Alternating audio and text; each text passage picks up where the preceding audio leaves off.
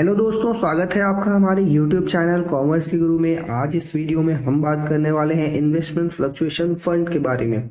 इसके पिछले वीडियो में हम लोगों ने वर्कमैन कंपनसेशन रिजर्व को कवर कर रखा है, उसका ट्रीटमेंट देखा है प्यारा प्यारा। रिवैल्यूएशन अकाउंट में और रियलाइजेशन अकाउंट के टाइम पे क्या ट्रीटमेंट होता है, वो सारी चीजें हम लोगों ने विद कॉन्सेप्ट कवर कर रखा है। तो जरूर से जाके देखिएगा वो वीडियो। बहुत ही ज्यादा कंफ्यूजिंग होता है, बहुत ही ज्यादा डिमांडिंग टॉपिक है। दैट इज वाई मैंने एक सेपरेट वीडियो बनाया हुआ है, उसका लिंक आपको नीचे डिस्क्रिप्शन में मिल जाएगा और कमेंट में भी मैं पिन कर दूंगा, वहां से आपको उसका लिंक मिल सकता है। आइए फटाफट से हम इस वीडियो में स्टार्ट करने वाले हैं इन्वेस्टमेंट फ्लक्चुएशन फंड या रिजर्व को। देखेंगे इसके कॉन्सेप्ट, इसके अलग अलग केसेस में ट्रीटमेंट, जर्नल एंट्री के साथ में रिवैल्यूएशन और रियलाइजेशन दोनों मैंने इस वीडियो में कवर किया हुआ है आपके लिए। देखो, सबसे पहले तो ये फंड या रिजर्व हम बनाते क्यों है? इन्वेस्टमेंट फ्लक्चुएशन फंड, ये रिजर्व नाम से ही स्पेसिफाई हो रहा है, एक स्पेशल रिजर्व है। क्यों बनाया गया है बेटा? इन्वेस्टमेंट जो फ्लक्चुएट होती रहती है मार्केट में, उसकी वैल्यू को अपने बुक्स में स्टेबलाइज करने के लिए हम लोगों ने ये रिजर्व क्रिएट किया हुआ है। यू नो वेरी वेल कि जब भी हम इन्वेस्टमेंट करते हैं तो इक्विटी में करते हैं, डेब्ट में करते हैं, या और कोई मोड हो सकता है, मोस्टली इक्विटी में होता है। पर आपको मालूम है कि मार्केट में रोज का रोज बेटा शेयर जो है वो चेंज होता रहता है, उसकी वैल्यू चेंज होती रहती है, फ्लक्चुएट होती रहती है। सर क्या करें, हम अपने बुक्स में भी उसकी वैल्यू डेली का daily, minute by minute change करते रहें क्या? ना जी ना, मुझे क्या करना है, अपने बुक में वैल्यू को सेम दिखाना है, कॉस्ट पे दिखाना है। साथ ही साथ जब रिवैल्यूएशन हो, जिस दिन हमारा रिकॉन्स्टिट्यूशन ऑफ पार्टनरशिप फॉर्म हो रहा है, उस दिन भी मुझे क्या करना होगा, अपनी बुक वैल्यू को चेंज करना होगा, अपने इन्वेस्टमेंट के बुक वैल्यू को चेंज करना होगा मार्केट वैल्यू से, जो कि बहुत ही ज्यादा फ्लक्चुएटिंग है। तो इसके लिए हमने क्या बनाया है बेटा, एक तरीके का फंड बनाया है, रिजर्व बनाया हुआ है। तो जितने भी फ्लक्चुएशन आएंगे मार्केट प्राइस की वजह से, हम इस रिजर्व से सेटल करते चले जाएंगे। क्लियर है? ओके, चलिए आ जाइए फटाफट से। मैंने यहाँ पे आपको दो चीजें ली हुई है। मैंने एक छोटा सा टेबल बनाया हुआ है समझाने के लिए, सारे अलग अलग कॉन्सेप्ट को, केसेस को साइड बाय साइड रख के आपको समझ में आएगा कि कैसे क्या ट्रीटमेंट होता है। सपोज कर लो आपके पास में बुक वैल्यू है, यहाँ पे आपके पास में मार्केट वैल्यू है। बुक वैल्यू आपको बेटा बैलेंस शीट से मिल जाएगी, मार्केट वैल्यू आपको एडिशनल इन्फॉर्मेशन से मिल जाएगी। आपके पास इन केस अगर रिजर्व है, कितने का है, क्या है, रिवैल्यूएशन में उसका ट्रीटमेंट कैसे होगा। और अगर रिजर्व का पैसा फ्री बटता है तो आपको मालूम होना चाहिए कि ओल्ड पार्टनर्स को ओल्ड रेशियो में डिस्ट्रीब्यूट हो जाएगा। ठीक है, तो मैंने यहाँ पे आपको एक तरीके से बेस बना दिया है। अभी हम लोग आ जाते हैं फटाफट से अपने अलग अलग केसेस की तरफ। देखो, एक अगर पहला जो सिचुएशन है जहां पे आपके पास रिजर्व नहीं है, पहले सिचुएशन में आपके पास रिजर्व नहीं है, आपके पास में जो बुक वैल्यू है बेटा 1,00,000 है। Now market value is 1,20,000। आपको मालूम है कि अगर जो असेट्स है उसकी वैल्यू इंक्रीज या डिक्रीज होती है, आपको उसका ट्रीटमेंट कहाँ करना होता है बेटा? रिवैल्यूएशन में। नॉर्मल एसेट्स के बारे में सोचो, अभी इन्वेस्टमेंट के बारे में मत सोचो। मैंने क्या बोला, अगर आपका कोई भी असेट्स रिकॉन्स्टिट्यूशन के टाइम पे फ्लक्चुएट होता है, चेंज होता है, तो उसका ट्रीटमेंट आप कहाँ पे करते हो? Sir answer is revaluation account. तो हम उसका रिवैल्यूएशन में ट्रीटमेंट करते हैं। तो जब रिजर्व नहीं है तो हम इसको नॉर्मल असेट ट्रीट करेंगे और यहाँ पे कंसीडर करेंगे, चेक करेंगे कि सर क्या हो रहा है। 1,00,000 का जो मेरा इन्वेस्टमेंट का वैल्यू है, जो असेट्स की वैल्यू 120 हो गई है, तो बेटा 20,000 का ट्रीटमेंट हम यहाँ पे ले जाके इसको दिखा देंगे। क्लियर है? रिजर्व है ही नहीं तो फ्री होने की बात नहीं है। तो ये था बेटा पहला केस। इसकी जर्नल एंट्री फटाफट से देख लेते हैं हम लोग साथ ही साथ। देखो, पहले केस में एंट्री क्या हो जाएगी, बहुत ही सिंपल सी। इन्वेस्टमेंट अकाउंट को आप डेबिट कर दो, रिवैल्यूएशन अकाउंट को क्रेडिट कर दो। क्रेडिट रिवैल्यूएशन अकाउंट इसलिए हो रहा है क्योंकि नॉमिनल नेचर का है, इन्वेस्टमेंट की वैल्यू इंक्रीज होने से आपको गेन हो रहा है। तो नॉमिनल नेचर का रूल क्या बोलता है? Debit for all losses and expenses, credit for all income and gain. और इन्वेस्टमेंट की जो वैल्यू है हमारी इंक्रीज हो रही है, दैट इज व्हाई हम उसको अगेन डेबिट कर रहे हैं। उसका मेरे बुक्स में डेबिट बैलेंस होता है, उसको इंक्रीज करने के लिए मुझे और डेबिट करना पड़ेगा। आई होप इतना आपको समझ में आया होगा। मैं इससे ज्यादा एक्सप्लेनेशन इस रिवीजन वीडियो में तो नहीं दे पाऊंगा, ये इनफ है आपके समझने के लिए एग्जाम पॉइंट ऑफ व्यू से। ठीक है, चलो आ जाओ। तो मैंने यहाँ पे ये एंट्री कर दी, बहुत ही सुंदर सी प्यारी सी एंट्री कर दी, जिससे आपको ये चीज समझ में आई होगी। अब आ जाओ, आपके पास में इन्वेस्टमेंट का रिजर्व आपने क्रिएट किया हुआ है, फ्लक्चुएशन रिजर्व आपके सामने ये रहा। अगर उस केस में आपके पास में मार्केट वैल्यू इंक्रीज होती है तो उस केस में क्या होगा बेटा? रिजर्व आपका देखो यहाँ पे क्या होने वाला है, बुक वैल्यू अगेन 1,00,000 रुपीज है, आपका जो मार्केट वैल्यू है अगेन वो इंक्रीज होकर 1,20,000 रुपीज हो गया है। आपने रिजर्व बनाया हुआ है ऐसे फ्लक्चुएशंस के लिए, कितना बनाया बेटा, 40,000 रुपीज बनाया हुआ है। क्लियर है। चलो, अब रिजर्व का इस्तेमाल हम तभी करते हैं जब हमें लॉस हो, जब हमें क्या हो, लॉस हो। गेन की सॉरी, गेन के केस में हम कभी भी रिजर्व का इस्तेमाल नहीं करेंगे। तो गेन जो होगा सर, नॉर्मली आपका जैसे कि पिछले वाले केस में गया था 20,000 यहाँ आ जाएगा, एंड हमने रिजर्व का यूज नहीं किया क्योंकि लॉस के केस में होता है, हम लोग जब कुशन लगाते हैं तो अपने लॉसेस के लिए लगाते हैं बेटा। तो 40,000 का जो हमने कुशन लगाया हुआ है वो लॉस के लिए लगाएंगे, और लॉस हुआ नहीं तो मेरा ये जो रिजर्व है पूरा का पूरा फ्री हो गया, और ओल्ड पार्टनर्स को ओल्ड रेशियो में यहाँ पे देखो डिस्ट्रीब्यूट हो जाएगा। चलो आ जाओ, इसका एंट्री देख लेते हैं फटाफट से। देखो सबसे पहले तो आपकी वही एंट्री हो जाएगी, investment account debit to revaluation account, amount हो जाएगा आपका 20,000 रुपीज से डन। और आपके पास जो रिजर्व बच गया फ्री वाला बेटा, वो रिजर्व आपके पास में क्रेडिट बैलेंस था, उसको डेबिट करके क्लोज करोगे और अपने पार्टनर्स को डिस्ट्रीब्यूट कर दोगे। कितना, पूरा का पूरा सर 40,000 मैंने नरेशन दे रखा है, एक बार वीडियो को पॉज करके बहुत बढ़िया से पढ़ लो। यही नरेशन आपको एग्जाम में लिख के आना है, शॉर्ट है, सिंपल है, टू दी पॉइंट है। इतना लिख के आ जाते हो इतने जनरल एंट्री के साथ में तो पूरा नंबर मिल जाएगा, अगर जनरल एंट्री आपसे पूछा जाता है तो। ठीक है, चलो जनरल एंट्री के बाद आपका आई होप लेजर जो एंट्री है, जो ट्रीटमेंट है, वो बहुत इजी होगा। मैंने उनको यहाँ पे कवर नहीं किया है, बट मेन जो होता है ना journal reserve sorry general entry में ही प्रॉब्लम आती है बच्चों को, इसलिए मैंने जनरल एंट्री यहाँ पे आपको कराई हुई है। देखिए आगे आपका लॉस का केस, आपका 1 लाख रुपीज उसका बुक वैल्यू है। Now the market value is 75,000, 25,000 से डिप कर गया, नीचे चला गया। ऐसे लॉसेस के मेंटेनेंस के लिए आपने 40,000 का रिजर्व बना के रखा है बच्चा। तो आप क्या करोगे, रीवैल्यूएशन से इस लॉस को ट्रीट नहीं करोगे। इस लॉस को आप कहां से ट्रीट कर लोगे, इस रिजर्व से ही ट्रीट कर लोगे। सर क्या रिजर्व फ्री बचेगा, answer is yes, it will be 15,000 rupees. And how it is 15,000 rupees, answer is very simple sir. 40,000 आपका रिजर्व था, उसमें से आपने 25,000 का लॉस यहाँ पे एडजस्ट करा दिया। नाउ रिमेनिंग इज 15,000 जो कि फ्री रिजर्व है, और ये ओल्ड पार्टनर्स को ओल्ड रेशियो में शेयर कर दिया जाएगा। आई होप इतना समझ में आया होगा। अब बैलेंस शीट में जो आपकी बुक वैल्यू की वैल्यू जो दिखेगी, असेट्स की जो वैल्यू दिखेगी, वो कितनी दिख जाएगी बेटा, 75,000 रुपीज दिख जाएगी। क्लियर है। और रिजर्व जो हमने इस्तेमाल कर लिया पूरा, अब वो रिजर्व नहीं दिखेगा हमारे पास में। ये भी रिजर्व उस केस में हमारे पास में बैलेंस शीट में नहीं दिखेगा। ठीक है, चलो आ जाओ, एंट्री आपको मैं दिखा देता हूँ रिजर्व का क्या हुआ, सबका सबका क्या हुआ। एक सेकेंड, चलो यहाँ पे हम लोग देख लेते हैं सॉरी। सबसे पहले आपका जो इन्वेस्टमेंट रिजर्व है वो पूरा का पूरा खत्म होने वाला है, पूरा का पूरा क्या होने वाला है, खत्म होने वाला है। 40,000 हम पूरा यूज करने वाले हैं, दो रीजन से। देखो कोई भी रिवॉल्यूशन में नहीं आएगा, रिवॉल्यूशन को मैंने डेबिट किया हुआ है। क्यों डेबिट किया हुआ है, क्योंकि आपको लॉस हो रहा है, यहाँ पे इन्वेस्टमेंट की वैल्यू जा रही है, नीचे जा रही है, लॉस हो रहा है। बट इस लॉस के लिए मेरे पास में पहले से बेटा रिजर्व है, तो हम क्या कर रहे हैं, पहले से रिजर्व को यूज करेंगे। इन्वेस्टमेंट की वैल्यू कितने से डाउन हुई है बेटा, 25,000 से डाउन हुई है। अब आप देख सकते हो यहाँ पे 40,000 यहाँ पे है, और यहाँ पे हमें कितना लिखना होगा बेटा, 15,000। जैसे कि मैंने आपको लॉजिक भी बताया है इस एंट्री का कि सर आउट ऑफ 40,000 मैंने जो है, मैंने क्या किया, 25,000 इस लॉस को सेटल करने के लिए कर दिया यूज, और रिमेनिंग जो 15,000 है ये पार्टनर्स कैपिटल अकाउंट में चला जाएगा। सिंपल सा नरेशन रहेगा, बहुत ज्यादा टेक्निकल नरेशन नहीं लिख के आना है, आपका टाइम भी सेव हो जाएगा इस तरीके से।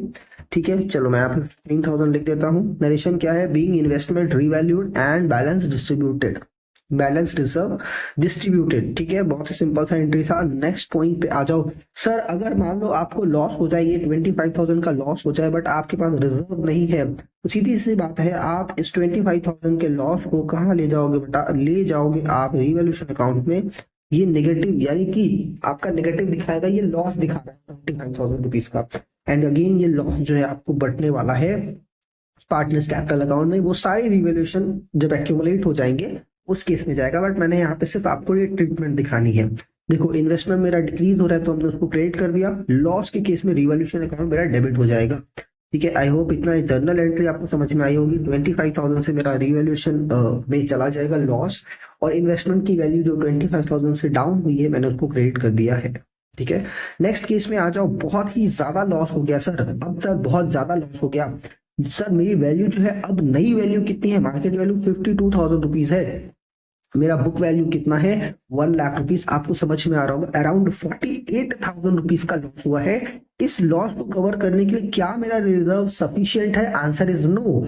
पूरा का पूरा रिजर्व यूज हो जाएगा, कुछ भी नहीं बचेगा। फिर भी मेरा 8,000 का लॉस रहेगा जो अनट्रीटेड रहेगा। उस अनट्रीटेड लॉस को हम कहाँ ले जाएंगे बेटा? रिजर्व रिवॉल्यूशन अकाउंट में ले जाएंगे, क्योंकि रिजर्व थे वो सेटल नहीं हो पाया। आई होप इतना समझ में आया होगा। इसको मैं ब्रैकेट में कर देता हूँ। ये ब्रैकेट ये शो कर रहा है कि आपका नेगेटिव है। ठीक है, आई होप इतने समझ में आई होगी। जर्नल एंट्री से देख लेते हैं फटाफट से। देखो कोई भी डाउट हो, कहीं भी डाउट हो, आप प्लीज मुझे को आप पूछना। ठीक है, चलो देखो सबसे पहले आपको क्या हुआ सर? इन्वेस्टमेंट मेरी 48,000 रुपीज से डिक्रीज हो गई। 48,000 मैंने यहाँ पे लिख दिया, इसको मैं 8 बनाता हूँ। ठीक है, 48,000 यहाँ से डिक्रीज हो गई। रिजर्व सर मैक्सिमम आपके पास कितना था? 40,000 रुपीज का था। रीवैल्यूएशन में आप कितना यूज करोगे? 8,000 का लॉस यूज करोगे। क्या सर कोई फ्री रिजर्व बचा क्या? Answer is no. कोई फ्री रिजर्व नहीं बचा, तो आपके पास पार्टनर्स में भी डिस्ट्रीब्यूशन कुछ भी नहीं होगा। क्लियर है? रीवैल्यूएशन का लॉस शेयर किया जाएगा, बट वो सारे मतलब अदर जो एंट्रीज है उनको ट्रीटमेंट करने के बाद में होगा। क्लियर है? आ जाइए। एक केस ऐसा भी हो सकता है सर कि जैसे मान लो आपके पास में बैलेंस शीट में 1 लाख रुपीज की बुक वैल्यू दी हुई है इन्वेस्टमेंट की, बट इंफॉर्मेशन में कुछ भी नहीं दिया। इन्फॉर्मेशन में कुछ भी नहीं दिया, तो हम ये एज्यूम करेंगे कि जो मेरी मार्केट वैल्यू है it is equal to the book value. तो आपका रिजर्व बेटा फ्री हो जाएगा, पूरा का पूरा रिजर्व फ्री हो जाएगा, कोई भी यूज नहीं होगा, क्योंकि मार्केट में फ्लक्चुएशन तो हुआ ही नहीं, न गेन हुआ न लॉस हुआ, ना तो रिवैल्यूएशन में ट्रीटमेंट होगा, ना ही रिजर्व का कुछ यूटिलाइजेशन होगा। तो पूरा का पूरा रिजर्व बेटा फ्री हो जाएगा, और ये फ्री रिजर्व पूरा का पूरा 40,000 रुपीज अपने पार्टनर्स में शेयर कर दिया जाएगा in their profit sharing ratio. वो भी कौन सा वाला? ओल्ड वाला। क्लियर है? आ जाओ देख लो। सबसे पहले तो आपका रिवैल्यूएशन या रिजर्व में इन्वेस्टमेंट का कोई भी ट्रीटमेंट नहीं हो रहा है। हमने क्या किया? पूरा का पूरा रिजर्व पार्टनर्स में डिस्ट्रीब्यूट करने का डिसीजन ले लिया है, तो 40,000 हम अपने पार्टनर्स में शेयर कर देंगे। क्लियर है? आई होप इतना समझ में आएगा। तो मैंने ऑलमोस्ट सारे केसेस जितने बन सकते हैं आपके रिवैल्यूएशन के टाइम पे, ये मैंने सब कवर करवा दिया है आपको। अब हम लोग बात करते हैं रियलाइजेशन के टाइम पे। ओके, रियलाइजेशन से पे जाने से पहले मैंने क्या किया है? प्रोविजन फॉर डाउटफुल डेब्ट वाला जो कॉन्सेप्ट है उसको भी यहाँ पे कवर करवा दिया है, क्योंकि जब आप उधर जाओगे रियलाइजेशन अकाउंट पे, तो मैंने वहां पे दोनों इस तरीके के टॉपिक को कवर करवाया है। वो ऑलमोस्ट सिमिलर है। देखो ऑलमोस्ट सिमिलर है। यहाँ पे भी अगर आप देखो तो प्रोविजन फॉर डाउटफुल मैंने डेब्ट बनाया हुआ है। प्रोविजन फॉर डाउटफुल डेब्ट क्यों बनता है मैं आपको बता देता हूँ फटाफट से। ऑल्दो आप लोगों ने क्लास 11 में पढ़ा होगा इसके बारे में डिटेल में, बट मैं फिर भी वही ओवरव्यू आपको दे देता हूँ। आपको मालूम है जब भी नॉर्मल कोर्स में आप बिजनेस करते हो तो आपको क्या करना होता है बेटा? कैश सेल के साथ साथ क्रेडिट सेल भी करना होता है। क्रेडिट सेल करने से आपके जनरेट हो जाते हैं डेटर्स। डेटर्स जो कि फ्यूचर में आपको पैसे देने का वादा करते हैं, आपको फ्यूचर में पेमेंट देने का वादा करते हैं, बट कुछ ऐसे लोग भी होते हैं जो ये वादा निभा नहीं पाते हैं। तो नॉर्मल कोर्स ऑफ बिजनेस में आपको ये अंदाजा लग जाता है कि कितने परसेंट लोग आपको पैसा नहीं देंगे। ये बिजनेस टू बिजनेस डिपेंड करता है, नेचर टू नेचर डिपेंड करता है, और ओनर का रिलेशन कैसा है अपने कस्टमर के साथ उस पर भी डिपेंड करता है। तो ऑन एन एवरेज जो है, मान लो एक ओनर अपने आप से अपने इंस्टेंट से डिसाइड करता है, ये कहीं इन डेज में या कहीं से बुक में नहीं लिखा है कि सर इतना परसेंट ही मेरा डाउटफुल डेब्ट होना चाहिए। ये अपना ओनर का डिसीजन होता है कि वो कितना परसेंट बनाना चाहता है। ठीक है, डन। सपोज कर लो वो 5% बनाना चाहता है, 10% बनाना चाहता है, what ever the amount he decide. ठीक है, ये जो भी परसेंट रहेगा वो डिसाइड करेगा खुद से। तो ये होता क्यों है सर? क्या लॉस मुझे हो गया है? Answer is no. ये जो हम बनाते हैं बेटा डाउटफुल डेब्ट के लिए बनाते हैं कि ऐसा पैसा जो मुझे नहीं मिलेगा, मुझे लग रहा है एडवांस में कि 5% मेरा पैसा डूब सकता है, मेरा 10% पैसा डूब सकता है, या 15-20% जो भी हम लोग डिसाइड करें उतना पैसा मेरा डूब सकता है, नहीं मिलेगा। तो ऐसे के लिए हम क्या करते हैं? एडवांस में ही डाउटफुल बना लेते हैं। ठीक है, तो provision for writing of the future bad डेब्ट अगर कुछ होता है तो उस केसेस में हम लोग बनाते हैं प्रोविजन फॉर डाउटफुल डेब्ट। तो अगर आप देखो तो सेम आपका उसी तरीके से हो जाएगा जो रिजर्व हम लोगों ने पढ़ा हुआ है, प्रोविजन फॉर डाउटफुल डेब्ट वाला पढ़ा हुआ है। ठीक है, बट वहां पे बेटा मेरा क्या हुआ था? वहां पे जो फ्री रिजर्व था वो पार्टनर में बट रहा था, बट अभी फ्री रिजर्व पार्टनर में नहीं बटेगा। ये न्यू प्रोविजन आपका बैलेंस शीट में दिखेगा डेटर के साथ में। दोनों में डिफरेंस बस यही है, बाकी और सारी चीजें सेम है। देख लो यहाँ पे, आ जाओ यहाँ पे समझ लेते हैं। सबसे पहले हमने क्या किया? एक डेटर ले लिया जो कि बैलेंस शीट में दिख जाएगा। 80,000 का मेरा डेटर है। आपका बैड डेब्ट हो गया है बेटा। ये बैड डेब्ट का इंफॉर्मेशन आपको एडिशनल इंफॉर्मेशन में मिल जाएगा। ठीक है। सपोज कर लो 7,000 का मेरा बैड डेप्ट हो गया है, बट कोई भी प्रोविजन आपने नहीं बनाया है। तो नॉर्मल केस है, अगर आपका कोई भी असेट्स का लॉस होता है तो हम उसका ट्रीटमेंट कहाँ करते हैं बेटा, रीवैल्यूएशन अकाउंट में करते हैं। तो ये असेट्स का लॉस मेरा यहाँ पे चला जाएगा 7,000 रुपीज का। कोई भी ओल्ड प्रोविजन नहीं था तो न्यू प्रोविजन का भी जरूरत नहीं है। अगर हम चाहते हैं कि अब से प्रोविजन बना लें, अगर हम चाहते हैं अब से प्रोविजन बना लें, सपोज कर लो इन्होंने क्या बोला, हम चाहते हैं 5,000 का प्रोविजन बना ले या 5% का प्रोविजन बना ले, वॉट एवर दे डिसाइड। तो जितना भी वो चाहेंगे उसके हिसाब से प्रोविजन वो नया वाला क्रिएट कर लेंगे, और जितना भी नया प्रोविजन क्रिएट होगा बेटा वो रीवैल्यूएशन में आके ऐड हो जाएगा। मैं एग्जांपल के साथ बताऊंगा, आपको समझ में आएगा वो चीजें। तो सपोज कर लो मैं चाहता हूँ कि अब फ्यूचर में मेरा 5,000 का प्रोविजन हो जाए, तो मैं 5,000 यहाँ पे ऐड करके 12,000 दिखाऊंगा। 12,000 यहाँ पे मैं इसको ऐसे दिखा दूंगा। अगर मैं चाहता हूँ 5% मेरा प्रोविजन बन जाए, 5% के लिए अब आपको यह समझना होगा कि आपके पास में एक्चुअल डेटर है कितने के। बेटा 80,000 रुपीज के आपके पास ओरिजिनल डेटर थे, जिसमें से 7,000 के बैड हो गए हैं। नाउ रिमेनिंग डेटर आपके कितने हैं, 73,000 रुपीज के डेटर आपके स्टिल अभी भी हैं, जिनसे आप उम्मीद लगा सकते हो कि सर ये वाले पैसे देंगे। तो मैं बोल सकता हूँ इनको गुड डेटर बोलोगे, अच्छे वाले डेटर मिलोगे। ये तो बेकार बेचारा डूब गया, ये पैसा तो मिलेगा ही नहीं। ठीक है, इनसे मैं उम्मीद लगाऊंगा, बट ज्यादा उम्मीद नहीं लगाना है, ज्यादा दिल नहीं लगाना है, मुझे रिजर्व बना के चलना है। प्यार में अगर पड़ रहे हैं तो मुझे क्या करना पड़ेगा, रिजर्व बना के चलना होगा कि मुझे धोखे भी मिल सकते हैं। तो मुझे धोखा कितना मिलेगा, मुझे 10% का, सपोज कर लो फॉर एग्जांपल 10% का धोखा मिलेगा, तो 7.3 का हम रिजर्व बनाएंगे, और रिमेनिंग बैलेंस जो है यहाँ माइनस करने के बाद जो भी आएगा हम इसको अपने बैलेंस शीट में दिखाएंगे। तो मान लो सपोज कर लो हमने कितने का रिजर्व बनाया बेटा, 7,300 रुपीज का रिजर्व बनाया, 10% विच इज। तो 10% किस तरीके से निकालना है मैंने यहाँ पे आपको समझा दिया कि सर जो आपका 80,000 पे बहुत सारे बच्चे 10% निकाल देंगे तो गलत हो जाएगा, क्योंकि उसमें से ऑलरेडी आपका 7,000 बैड हो चुका है। अगर आप 10% डायरेक्ट 80,000 का निकालोगे तो यानी 7,000 पे भी आपने 10% का रिजर्व प्रोविजन क्रिएट कर दिया, जो कि गलत हो जाएगा। जो बचे हुए डेटा है उसका 10% आपको निकालना है, बस मुझे यही आपको बताना था। तो जब भी अगर मान लो 7,300 का है तो कुछ नहीं करना, ये 7,000 के साथ ले जाकर के इसको 7,300 का प्रोविजन आप क्रिएट कर दोगे, ये दोनों वैल्यू आप रिवैल्यूएशन में दिखा दोगे। क्लियर है, आई होप इतना आपको समझ में आ गया होगा। अब इस पे मैं डिस्कशन आगे चल के नहीं करूंगा। क्लियर, चलो पॉइंट नंबर 2 पे आ जाते हैं। 80,000 रुपीज का आपका प्रोविजन डेटर है बेटा, 7,000 रुपीज का आपका बैड डेप्ट हो गया, और ऐसे बैड डेप्ट के लिए आपने ऑलरेडी प्रोविजन बना रखा है 10,000 रुपीज, जिसको हम यहाँ पे राइट ऑफ कर सकते हैं आराम से अपने प्रोविजन में से ही।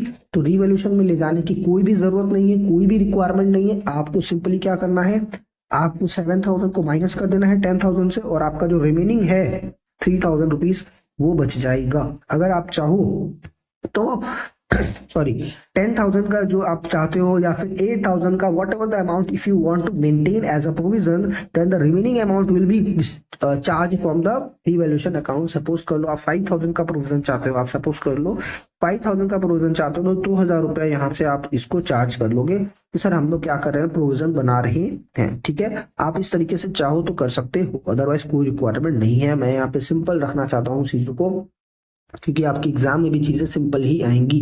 बट अगर टेक्निकल हो गया, सीबीएसई वाला टेक्निकल कुछ पूछ लेता है, तो आप उसके लिए भी प्रिपेयर रहो।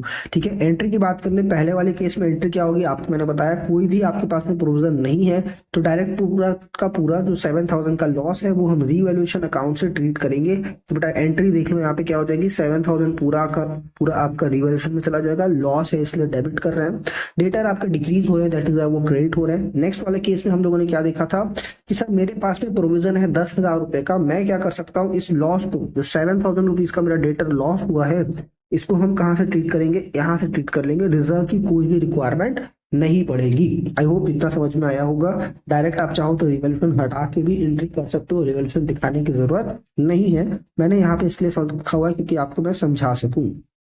ठीक है, अगर मैं प्रोविजन चाहता हूँ कुछ बनाना, 5,000 का नया प्रोविजन बनाना चाहता हूँ, 3,000 मेरे पास ऑलरेडी बैलेंस बना हुआ है मेरे पास प्रोविजन में, यहाँ पे आप देख सकते हो, क्योंकि 7,000 माइनस करने के बाद आया है। 2,000 एक्स्ट्रा चाहिए तो 2,000 आप रिवैल्यूएशन से ले सकते हो। क्लियर है, आ जाओ नेक्स्ट पॉइंट पे आते हैं बेटा। 80,000 रुपीज का मेरा यहाँ पे देख लो, 80,000 रुपीज का मेरा डेटर है, और 15,000 के आपके बैड डेप्ट हो गए हैं।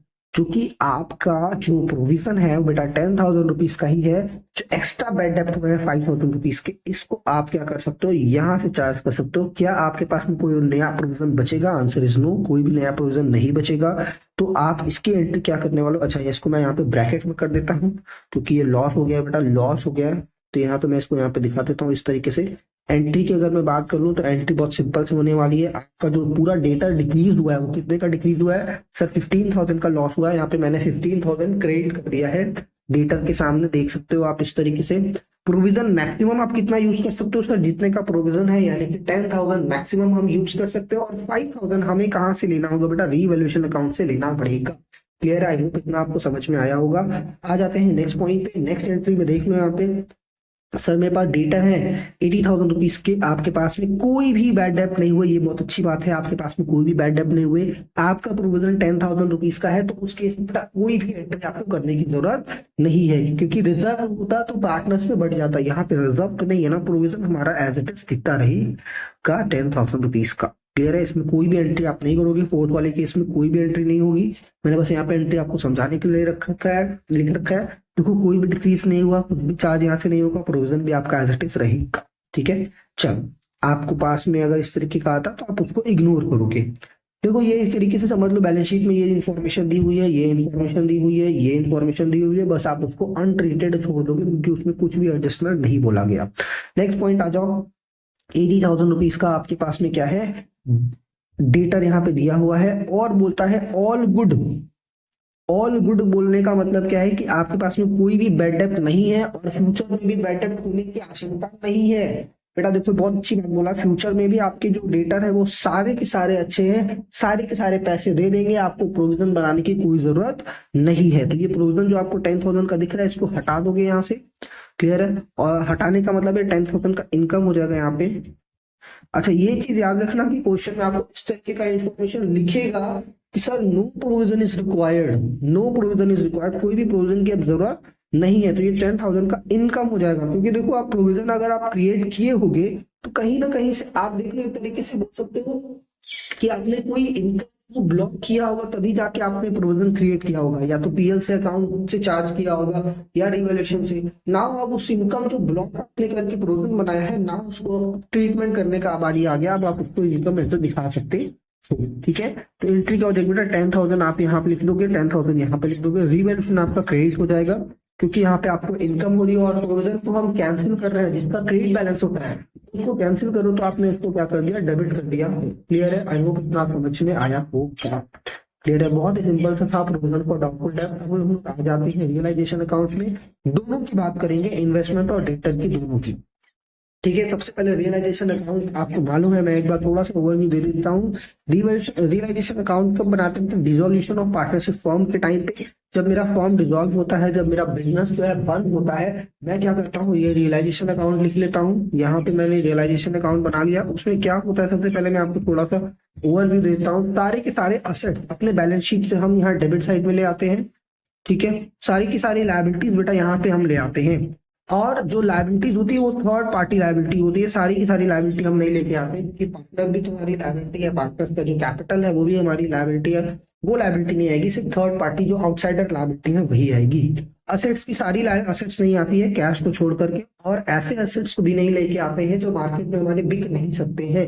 For example advertisement suspense expense हो गया, प्रॉफिट एंड लॉस का डेबिट बैलेंस हो गया जो कि असेट्स में दिख रहा है, ये सारी चीजें हम लोग लेके नहीं आते हैं। ठीक है, असेट्स आएगा तो उसका साथ ही साथ हमारा क्या आएगा बेटा, उससे रिलेटेड जो भी प्रोविजन है, जो भी रिजर्व है या जो फंड है वो भी आएगा बेटा। जैसे for example investment fluctuation, investment आ रहा है तो उसका इन्वेस्टमेंट फ्लक्चुएशन फंड भी आएगा, अगर डेटर आ रहा है तो उसका प्रोविजन भी आएगा। बट ये सारी चीजें मेरे इस साइड आएंगी, ये मेरी इस साइड आएंगी, यानी क्रेडिट साइड आएंगी, यानी डेबिट साइड में एसेट्स आएगा, और उससे रिलेटेड कोई रिजर्व फंड या है प्रोविजन है तो मेरा क्रेडिट साइड में आ जाएगा। इतना बस आपको याद रख लेना, और कुछ भी दिमाग में नहीं रखना है। ठीक है, चलो आ जाओ, बाकी सारी ट्रीटमेंट आपका नॉर्मल रहेगी।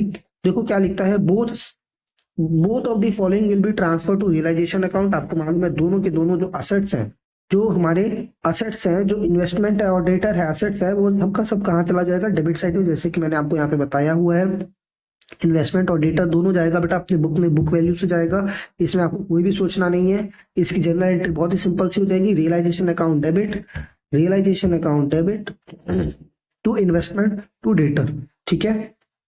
और जब इसका कोई पैसा रियलाइज होगा, जब इसका पैसा कोई रियलाइज होगा तो इसकी एंट्री क्या हो जाएगी, bank account debit to realisation account, क्योंकि जब एसेट्स हमारा बुक में चला गया है तो उसमें और भी कुछ हमें फर्दर उसमें सोचने की जरूरत नहीं है। सारा का सारा पैसा जो रियलाइज होगा वो मेरे रियलाइजेशन अकाउंट से रियलाइज होगा। अब देखो क्रेडिट साइड में क्या जाएगा मेरे रिजर्व रियलाइजेशन अकाउंट में, तो जितनी भी रिलेटेड है यानी कि एसेट्स से रिलेटेड कोई अगर रिजर्व है, कोई प्रोविजन है, कोई अगर फंड है, तो वो सब का सब कहाँ चला जाएगा, क्रेडिट साइड ऑफ रियलाइजेशन।